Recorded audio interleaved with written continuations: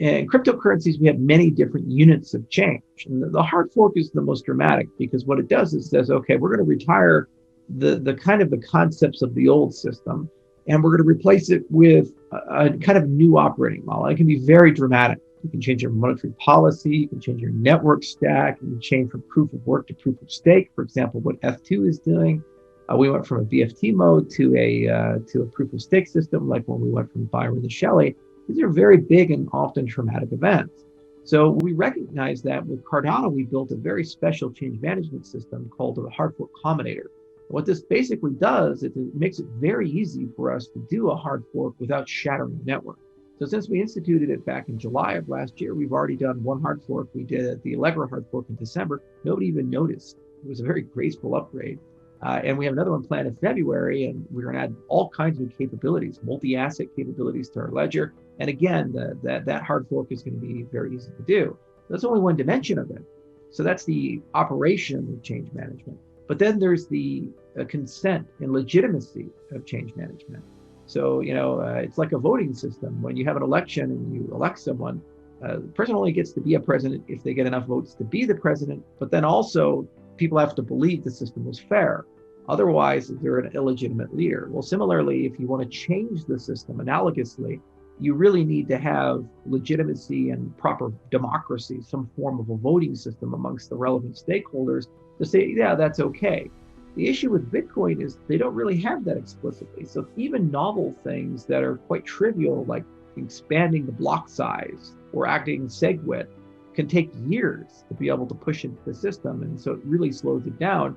And then you have this bizarre thing that as you grow in user base, it becomes harder and harder and harder to change even simpler things. So for Cardano Enterprise adoption, we're just getting started with that. So we've had many conversations, like we worked last year and in 2019 with New Balance, for example, and we did an authentication product and Y Leonard's shoe line. I got to see sneakerheads in LA before the lockdown, and they were able to verify their sneakers on the blockchain. And we did a lot of pilots with governments in particular. We love GovTech because you can have huge scale, like millions of people, but oftentimes you have a more relaxed and intimate relationship, where the Fortune 500 procurement chain is a little longer and tougher.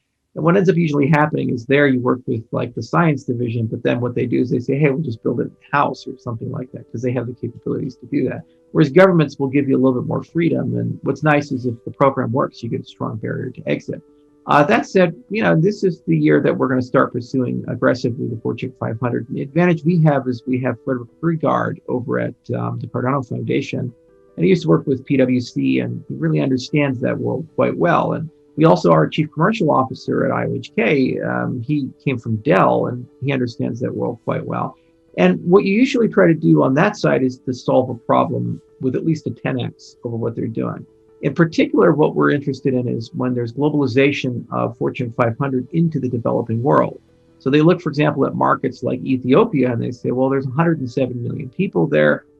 70% of those people are at or under the age of 30. They're getting online. They don't have strong consumer preferences yet. And there's a lot of illiquid wealth that's starting to become liquid. Prior to the pandemic, the economy was growing 10 to 15% each year. So it's kind of like China in the 1980s, where they were all poor then, but we all kind of knew that they would be rich later.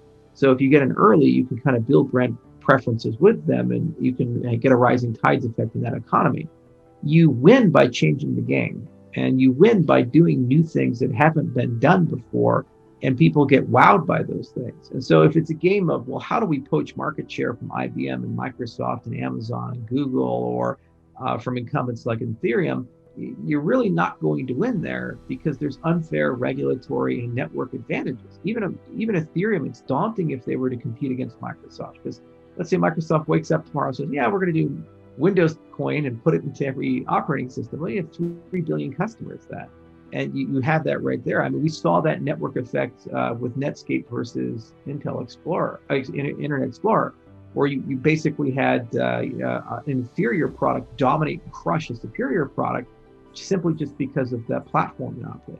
And the same for Samsung, and the same for Apple, and the same for Google. And as soon as the regulations recede enough, the FANGs will get involved in the cryptocurrency space. We already saw Facebook flirting with it, and they're just trying to figure out a path that the regulators are okay with. And they've got 2.5 billion.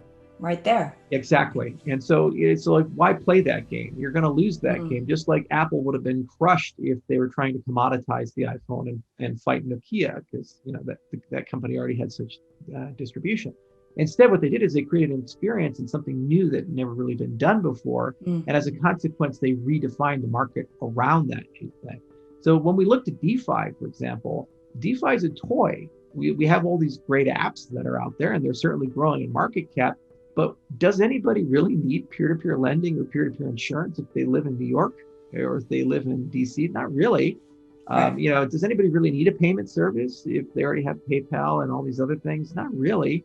Oh, we'll have such lower fees. Like, no, first, that's not true with Ethereum. But then second, even if it was, it's like there's already brand loyalty, regulation, consumer preferences, and network effect. Good luck beating that. But then when you go for a place like Uganda or Tanzania, they have emerging nothing. markets, developing markets. Exactly. And this is a situation where 70% of the population is at or under the age of 30, and they're all going to be online in the next 5 or 10 years. And they don't really like their local currencies, their local banking infrastructure. In many cases, they're trying to evade capital controls. So, and they're used to digital currencies. They have M-Pesa and these other things. So that market's primed, it's ready, and there's 1 billion plus consumers in it. Why are governments so paranoid about it? And the issue governments have is that adversaries archive data. So the United States monitors all of China's traffic, and Russia monitors all the United States' traffic, and they both monitor all of Russia's traffic and vice versa. And they archive it. Even though it's encrypted and they can't do anything with it, they're waiting for a breakthrough in mathematics or in computation, and then eventually they can decrypt those communications. So when quantum computers come, all that archived PGP emails and all that archived SSL stuff, they'll be able to break that. And then suddenly they can read all the classified information that's been transmitted of each other. So what you want to do is you would like to upgrade your cryptography and start using post-quantum crypto, so cryptography that's immune to quantum computers, as soon as possible, because it mitigates the risk of that archived classified information. So, something in 2020 could be harmful in 2035, but, something in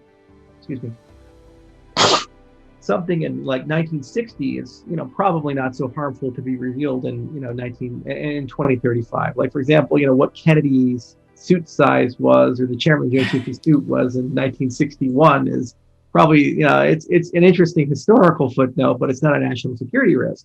But, military systems, they tend to be in circulation for decades. We're still using the Warthog. We're still using the M1 Abrams and these things. So if those schematics from 2000 are leaked in 2035, it would give you a lot of information how to defeat that weapon system, for example. And spies, they might work for 30 years for your agency. So if they were transmitting things 15 years ago, and you'd be able to use that to dox assets that you have in the economy. So NIST is working diligently to try to upgrade all of America's cryptography through the same processes they use to create AES and these other things. And most of this decade will be spent getting the right post-quantum crypto. You have all kinds of things like super singular isogenies with elliptic curve crypto. You have hash-based crypto. You have lattice-based crypto, which is my favorite because the math is so beautiful. But each and every one of them, they carry trade-off protocols. One of the reasons why the cryptocurrency space has not adopted these primitives yet is cost and performance.